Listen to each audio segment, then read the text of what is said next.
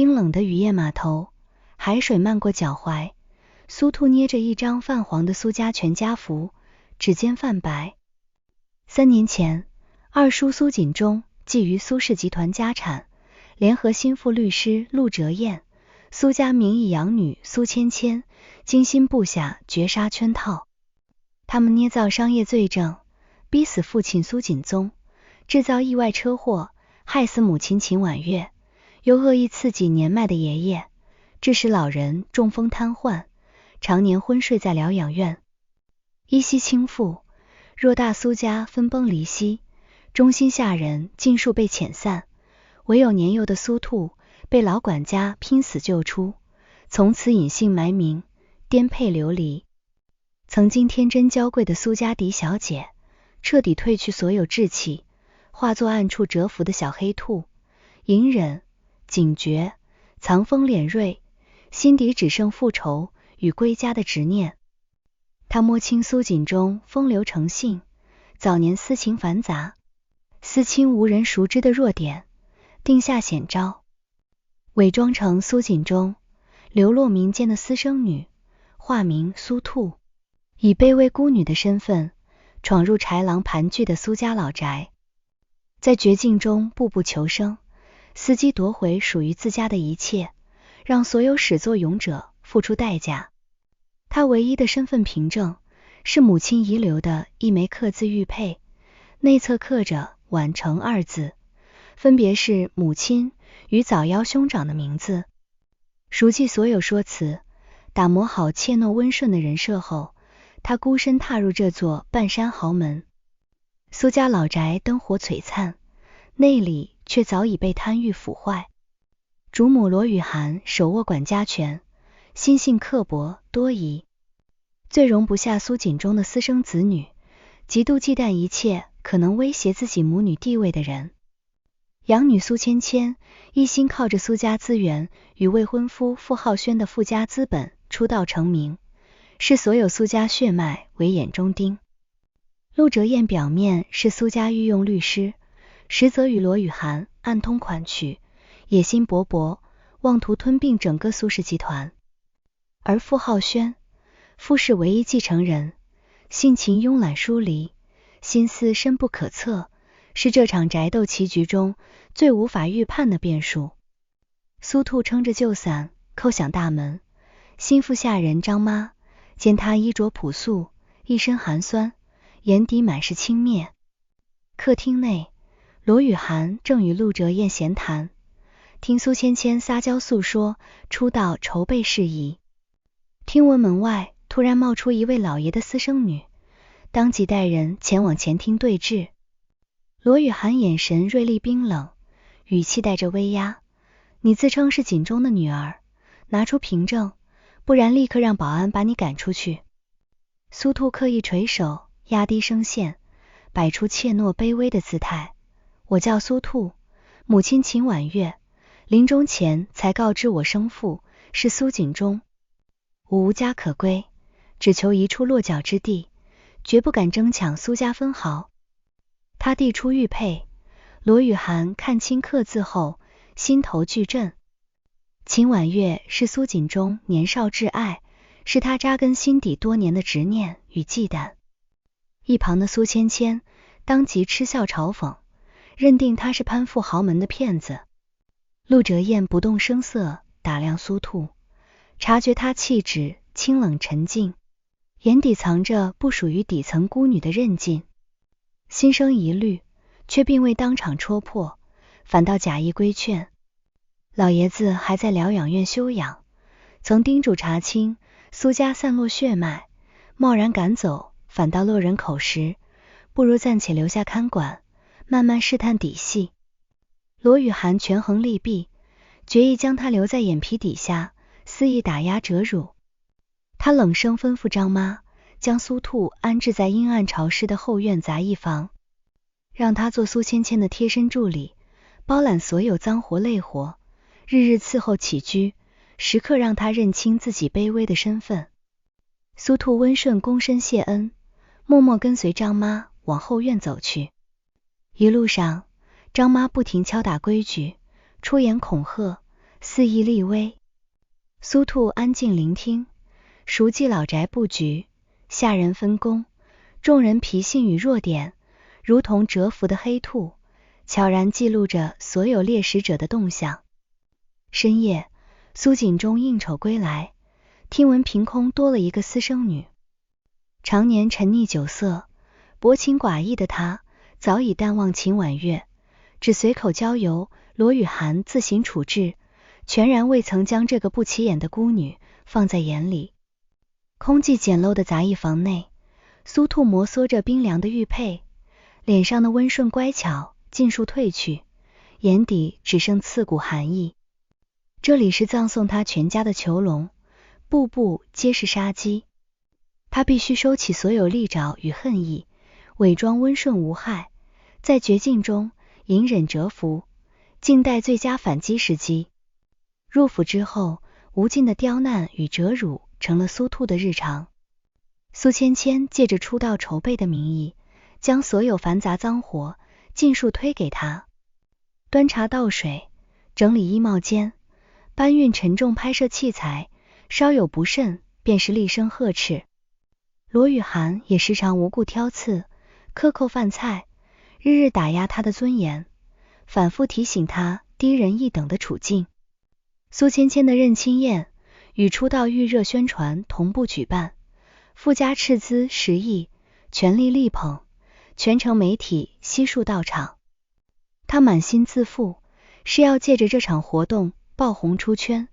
絕不允許任何人破壞自己的高光時刻。宣傳取景定在蘇家私人露天泳池，需要拍攝一組水下氛圍感宣傳片。拍攝當日豔陽高照，工作人員與記者圍滿泳池四周。傅浩軒準時到場，慵懶倚靠欄杆，看似漫不經心觀景，目光卻頻頻落在蘇衣樸素、默默忙碌的蘇兔身上。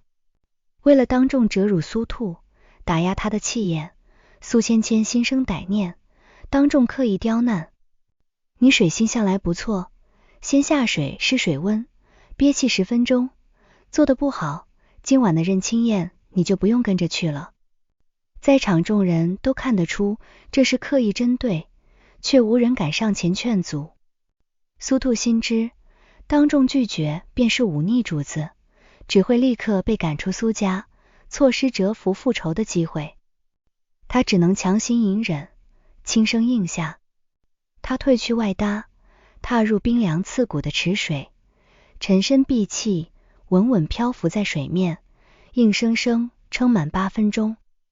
浮出水面時，他臉頰憋得慘白，渾身濕透，髮絲粘亂，模樣狼狽至極。可蘇芊芊依舊不肯罷休，假意上前攙扶，暗中猛然發力，將毫無防備的蘇兔狠狠推入深水區域。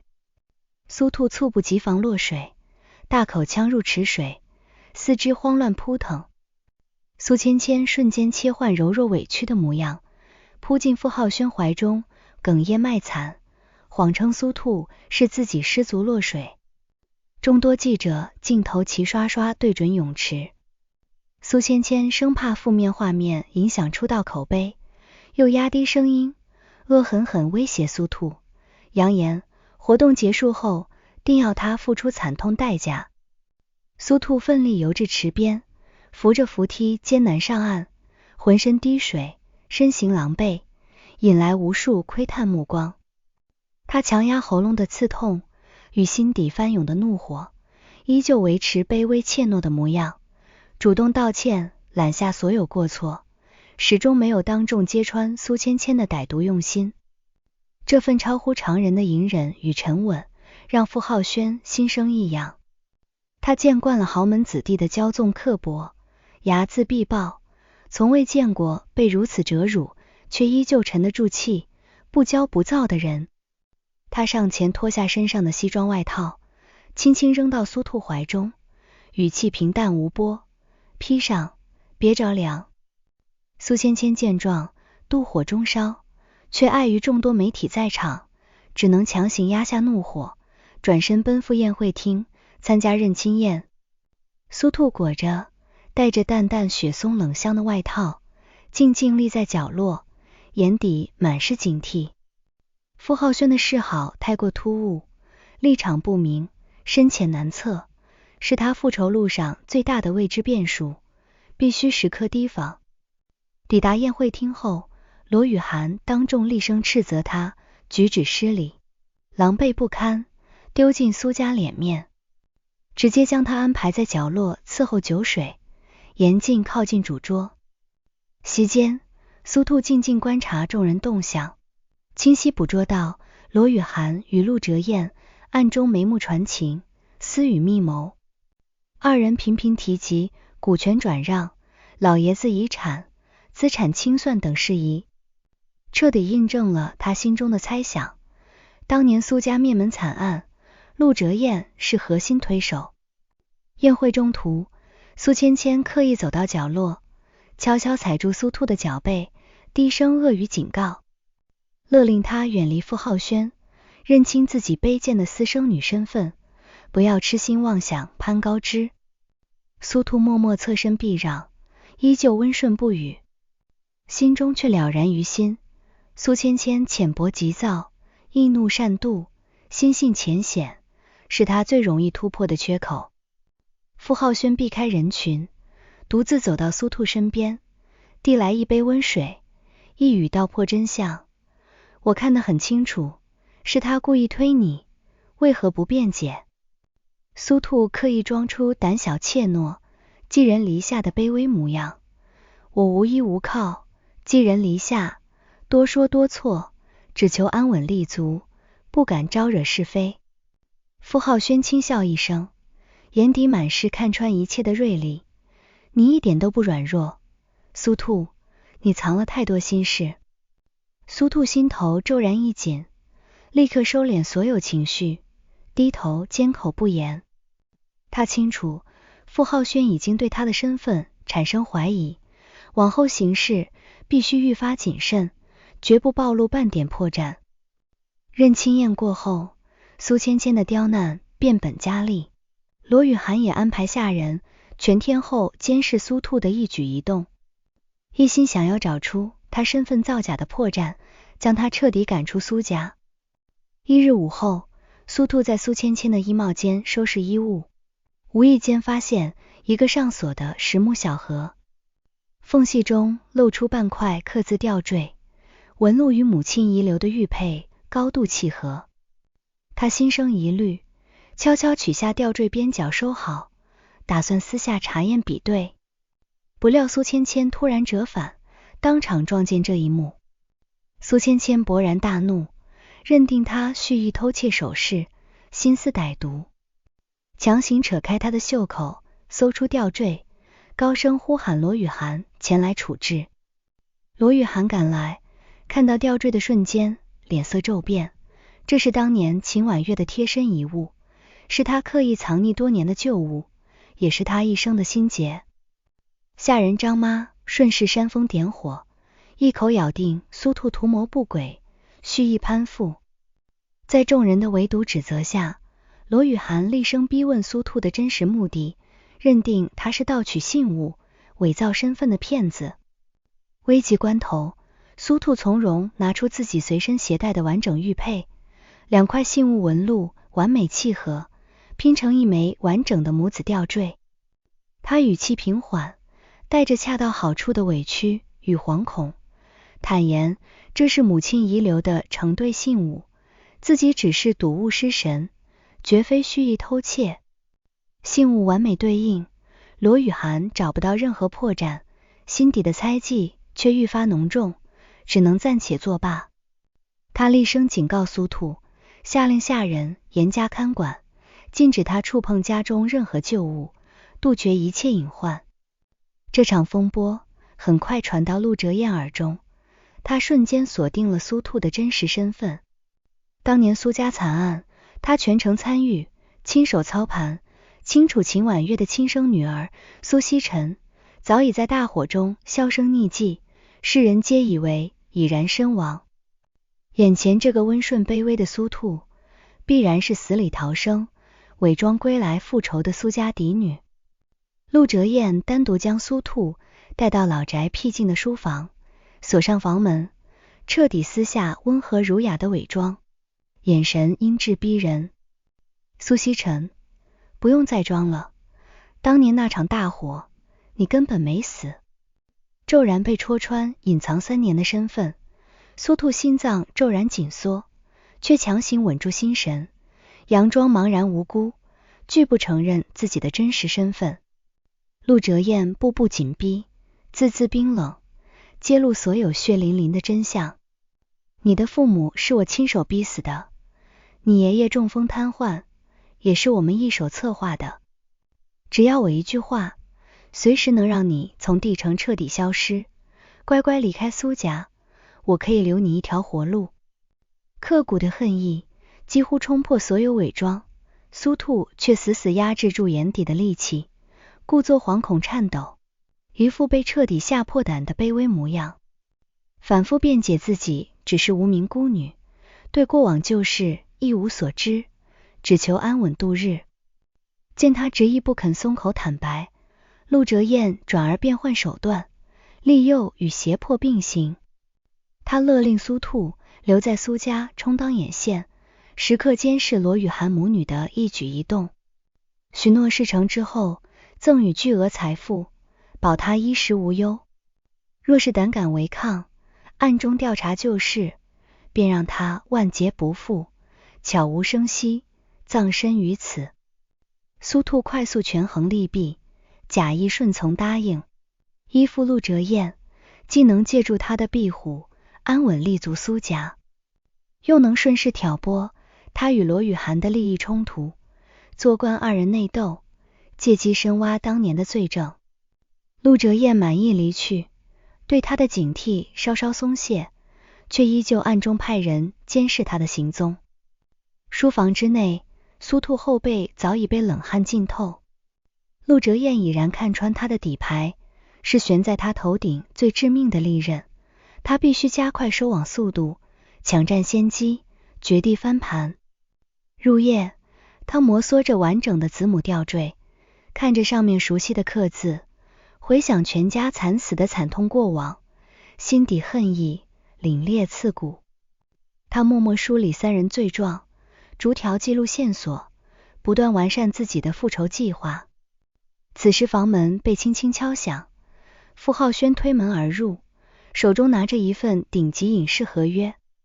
直言要簽約他做女主，讓他徹底脫離蘇家囚籠，不必再忍受無盡折辱與刁難。蘇兔心存戒備，婉言拒絕。傅浩軒緊緊盯着他的眼眸，一語戳破他所有偽裝與執念。你留下來，不是為了安穩度日，你是為了報仇，對不對？所有偽裝被瞬間撕碎，蘇兔渾身僵硬，徹底看清局勢。這場人心叵測的棋局裡，傅浩軒始終清醒旁觀，深淺難辨，立場未知。被傅浩軒看穿心思後，蘇兔刻意避開與他獨處，全心周旋在羅雨涵與陸哲彥兩大勢力之間，借力搜集罪證，挑撥內鬥。陸哲彥屢次私下聯絡他，勒令他監視羅雨涵，轉移資產，私自變更股權的動向。羅雨涵同樣猜忌陸哲彥，不信任這個野心勃勃的盟友，也吩咐蘇兔緊盯對方的私下交易與隱秘會面。蘇兔假意兩頭效忠，盡心辦事，實則傳遞真假摻雜的消息，不斷放大二人之間的猜忌與隔閡，同時悄悄留存下雙方勾結謀利的錄音、文件、複印件，靜待二人徹底反目。一心爆紅的蘇芊芊，為打造溫柔善良、包容庶妹的豪門人設，強行拉着蘇兔拍攝姐妹情深的短視頻，博取流量。鏡頭前，她故作親密、溫柔，鏡頭一轉，便肆意掐捏蘇兔，出言辱罵，極盡刁難之能事。一次戶外吊威亞拍攝，蘇芊芊妒火攻心，歹心再起，暗中吩咐工作人員鬆動威亞卡扣，企圖讓蘇兔高空墜落受傷，毀掉身形，徹底斷絕他被傅浩軒關注的可能。拍攝中途，卡扣驟然鬆動，蘇兔懸在數十米高空，搖搖欲墜，險情萬分。危急時刻，傅浩軒不顧危險，快步上前，死死穩住繩索，將蘇兔平安救下。落地後，他看向故作驚慌無辜的蘇芊芊，眼底寒意徹骨，當場叫停所有拍攝，厲聲警告，若再蓄意傷人，肆意作惡，傅家將立刻撤回所有投資，徹底斷送他的出道之路。經此一事，蘇芊芊心生畏懼，再也不敢明目張膽動手，只能暫時收斂歹念。蘇兔也徹底確定，傅浩軒絕非置身事外的旁觀者，他屢次暗中護佑自己，必然知曉所有蘇家隱情。當晚，傅浩軒約他在老宅花園涼亭獨處，不再刻意偽裝疏離，坦誠道出所有真相。傅家與蘇家曾是多年商業盟友，他年少時曾見過真正的蘇家嫡女蘇錫辰，深知當年蘇家覆滅，疑點重重，絕非意外。他假意與蘇芊芊訂婚，潛伏在蘇家周邊，就是為了搜集陸哲彥與羅雨涵，掏空蘇氏，謀害蘇家的所有罪證。我可以幫你復仇，但你要與我合作，奪回蘇氏集團，不讓惡人蠶食所有基業。傅浩軒正式拋出合作邀約，籠罩在眼前的迷霧盡數散盡，蘇兔徹底卸下戒備，褪去怯懦卑微的偽裝，眼底露出隱忍3年的銳利與恨意。他將自己3年來搜集的所有線索、記錄的罪證全盤托出，二人正式結成同盟，定下周密計劃，挑撥羅雨涵與陸哲彥內訌互撕，集其所有罪證，送惡人伏法，喚醒爺爺，奪回蘇家一切。此後兩人分工協作，默契配合。傅浩軒依托傅家雄厚資本，徹查陸哲彥名下隱秘空殼公司與非法轉移蘇家資產的流水賬目。蘇兔留守老宅，近距離搜集二人密謀害命、侵吞家產的實證。羅雨涵很快察覺陸哲彥暗中私吞資產、中飽私囊的小動作，心生極度怨懟。蘇兔順勢遞上真假參半的交易記錄，徹底點燃他的怒火。氣急敗壞的羅雨涵私下約陸哲彥前往城郊別墅對峙談判。蘇兔與傅浩軒提前趕赴別墅外隱蔽蹲守，全程錄像錄音。屋內徹底撕破臉皮的兩人互相揭露所有齷齪勾當，聯手設計圈套，逼死蘇錦宗夫婦，偽造股權轉讓協議，下藥致使老爺子中風癱瘓，挪用蘇氏公款填補私人虧空，婚內苟且，彼此算計提防。爭執白熱化時，陸哲彥惱羞成怒，揚言事成之後便除掉羅雨涵母女，獨吞蘇家全部家產。別墅對峙的完整錄音視頻，兩人多年非法交易的憑證盡數到手，二人悄然撤離。手握重磅翻盤籌碼的他們已然掌控全局，而蘇芊芊依舊沉浸在出道爆紅的美夢之中，對母親與陸哲彥的徹底決裂、即將到來的覆滅危機一無所知。羅雨涵與陸哲彥徹底反目後，蘇家老宅徹底陷入動盪混亂，二人互相提防，處處拆台，昔日緊密的利益同盟徹底崩塌。羅雨涵第一時間凍結陸哲彥在蘇氏集團的所有權限，斷其財路與權路。陸哲彥不甘示弱，連夜搜集羅雨涵婚內出軌、私下轉移夫妻共同財產的證據，打算魚死網破，同歸於盡。老宅人心惶惶，氛圍緊繃，蘇芊芊的出道宣傳進度徹底停滯。失去陸哲彥的資源扶持，又被母親的爭端波及，他滿心焦躁怨懟，將所有不順盡數歸咎於蘇兔，認定是他暗中挑撥離間。他暗中找人，打算私下教訓蘇兔泄憤，卻被傅浩軒提前攔下。傅浩軒拿出他找人尋釁滋事的監控錄像，厲聲震懾，徹底掐滅他私下作惡的念頭，讓他再也不敢肆意妄為。趁着老宅內亂，眾人無暇他顧的絕佳時機，蘇兔多次悄悄前往療養院探望爺爺。看着枯瘦臥床、意識模糊、常年昏睡的老人，他強忍心底酸澀淚水，輕聲訴說自己的遭遇與執念，承諾定會平反冤案，懲治惡人，奪回蘇家基業。他悄悄換掉療養院不靠譜的醫護，安排傅家可靠團隊悉心調理爺爺的身體，靜待老人蘇醒作證。另一邊，陸哲彥深知局勢徹底失控，自身岌岌可危，決定鋌而走險，孤注一擲。他暗中雇傭殺手，潛入療養院，打算徹底除掉老爺子，斬斷所有活人證，抹去全部罪證鏈條，徹底掩蓋當年的滔天罪行。蘇兔安插在療養院的眼線及時傳來消息，他立刻與傅浩軒布下陷阱，埋伏安保人員。陸哲彥指派的殺手剛潛入病房，就被當場抓獲，行兇刀具、麻醉藥劑一應俱全，人贓並獲，無可辯駁。警方接到傅浩軒提前報備的線索，及時介入調查，殺手當場供認是受陸哲彥指使，蓄意謀害蘇家老爺子。陸哲彥被警方傳喚問詢，慌亂之下試圖求助羅雨涵，聯手遮掩罪行，卻被對方徹底拉黑，置之不理。羅雨涵心知肚明，窮途末路的陸哲彥一定會反噬咬出自己。為求自保，他主動整理遞交陸哲彥多年來違法犯罪的全部證據，想要徹底撇清關係，獨善其身。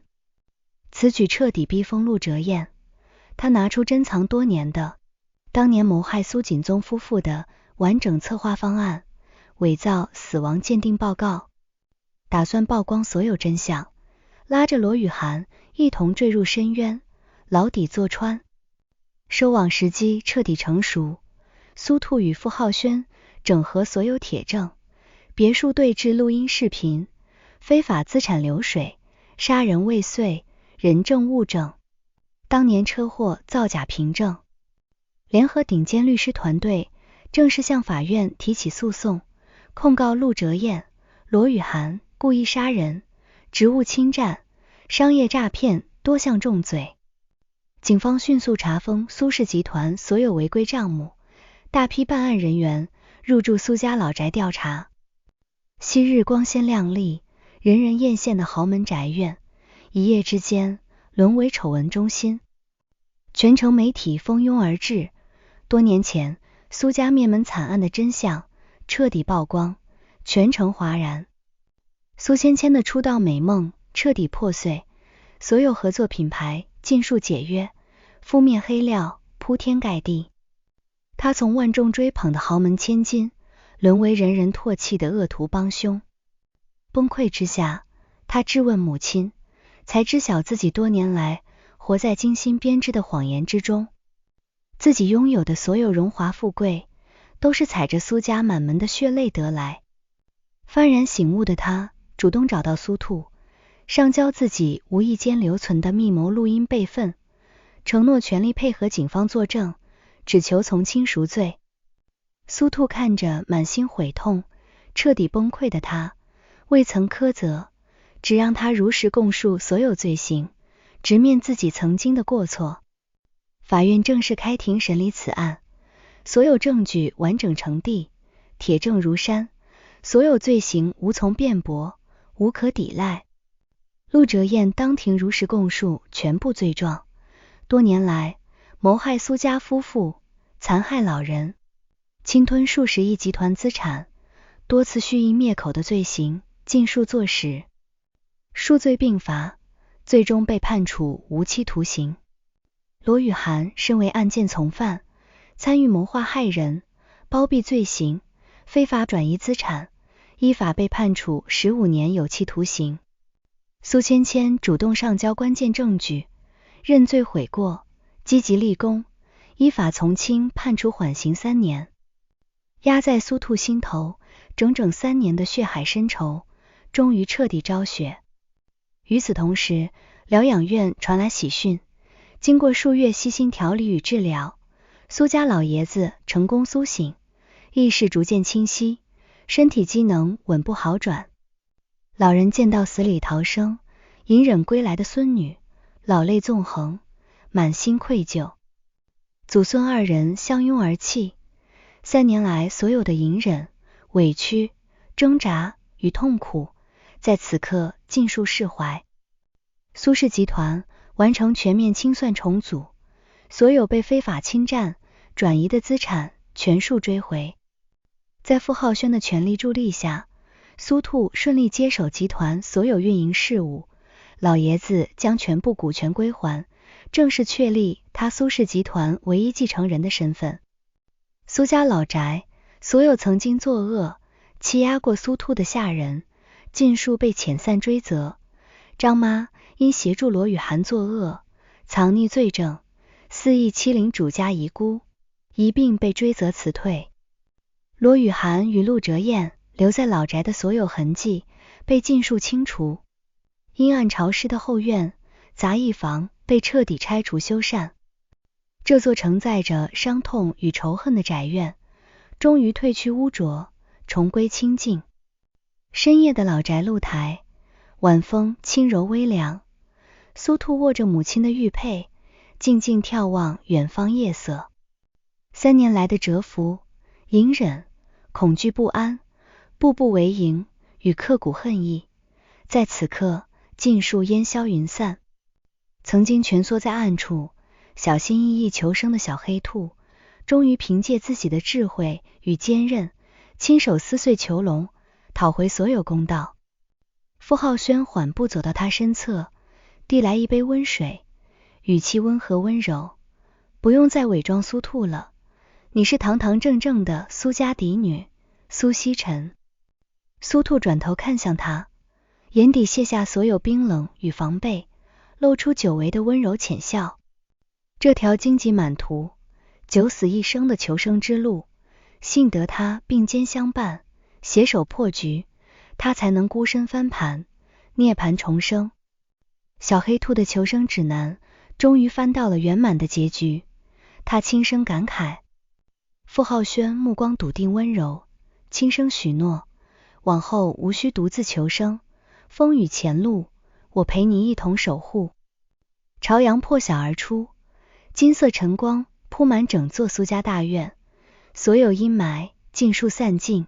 所有塵埃落定。昔日蟄伏隱忍的小黑兔徹底褪去偽裝，堂堂正正歸巢歸家。前路坦蕩光明，往後歲歲安然，再無風雨驚惶。